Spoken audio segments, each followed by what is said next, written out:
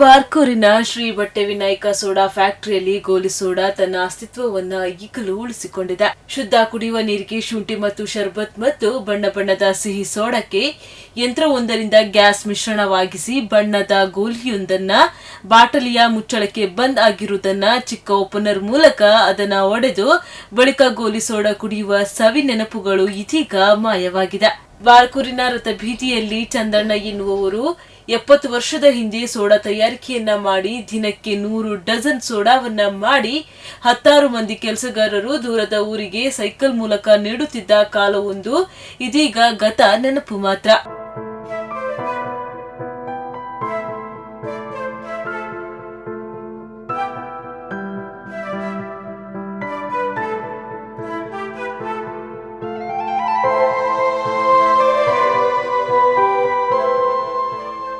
ಒಂದು ಕಾಲದಲ್ಲಿ ಇಲ್ಲಿನ ಪರಿಸರದ ಜಾತ್ರೆ, ಕೋಲ, ಸಂತೆ, ನೇಮ, ಕಂಬಳದಲ್ಲಿ ದಾಹ ನೀಗಿಸಲು ಸೋಡವೇ ಪ್ರಧಾನ ಪೇಯವಾಗಿತ್ತು.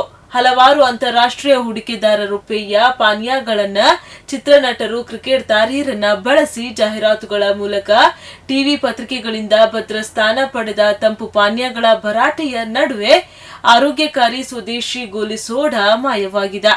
ಚಂದಣ್ಣ 5 ವರ್ಷದ ಹಿಂದೆ ಮೃತರಾದ ಬಳಿಕ ಅವರಲ್ಲಿ ಕೆಲಸ ಮಾಡಿಕೊಂಡು ಇದ್ದ ಬಾರ್ಕೂರಿನ ಕೃಷ್ಣ ದೇವಾಡಿಗರು ಅದೇ ಅಂಗಡಿಯಲ್ಲಿ ಸೋಡಾ ಮಾಡುವುದನ್ನ ಮುಂದುವರಿಸಿಕೊಂಡು ಬರುತ್ತಿದ್ದಾರೆ. ಲಾಭದಾಯಕವಲ್ಲದ ಮತ್ತು ಅದಕ್ಕೆ ಬೇಕಾಗುವ ಬಾಟಲಿಗಳು, ಮರದ ಪೆಟ್ಟಿಗೆ, ಇನ್ನಿತರ ವಸ್ತುಗಳು ಸಿಗುವುದು ಕೂಡ ಕಷ್ಟವಿದ್ದು ಮೊದಲಿನಷ್ಟು ವ್ಯಾಪಾರ ಗೋಲಿ ಸೋಡಾದಲ್ಲಿ ಇಲ್ಲದಿದ್ರೂ ಕೂಡ ಇದೊಂದು ಆರೋಗ್ಯ ಪಾನೀಯ ಎನ್ನುವ ದೃಷ್ಟಿಯಲ್ಲಿ ಅನೇಕ ಸೋಡಾ ಪ್ರಿಯರು ಬಂದು ಕೇಳುತ್ತಾರೆ.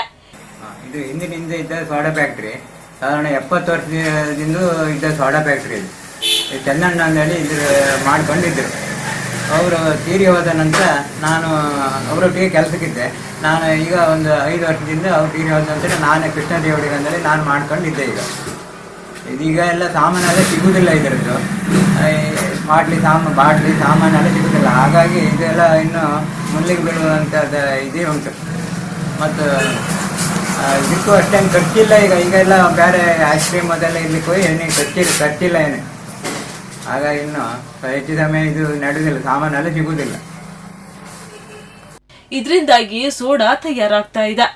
ಇದೀಗ ಕೇವಲ 6 ಡಜನ್ ಮಾತ್ರ ತಯಾರು ಮಾಡಿ ಅಂಗಡಿಯಲ್ಲಿ ಮಾತ್ರ ಸೋಡಾ ಒಂದರ 5 ರೂಪಾಯಿಗೆ ಮಾರಾಟ ಮಾಡುತ್ತಿದ್ದು, ಬಾರ್ಕೂರು ಭಾಗದಿಂದ ಹೊರ ರಾಜ್ಯ ದೇಶದಿಂದ ಊರಿಗೆ ಬಂದವರು ಬಾರ್ಕೂರು ಚಂದಣ್ಣನವರ ಅಂಗಡಿಯ ಸೋಡಾ ಕುಡಿದು ಹೋಗುವ ಮಂದಿ ಇಂದಿಗೂ ಇದ್ದು ಅವರ ಬಾಯಿ ರುಚಿ ಅಭಿರುಚಿ ಸರಿ ಇದೆ ಎಂದು ಖಾತ್ರಿಪಡಿಸಿಕೊಳ್ಳುತ್ತಾರೆ. ಶಿವರಾಮಾಚಾರ್ಯ, ಸ್ಪಂದನ ನ್ಯೂಸ್, ಬ್ರಹ್ಮಾವರ.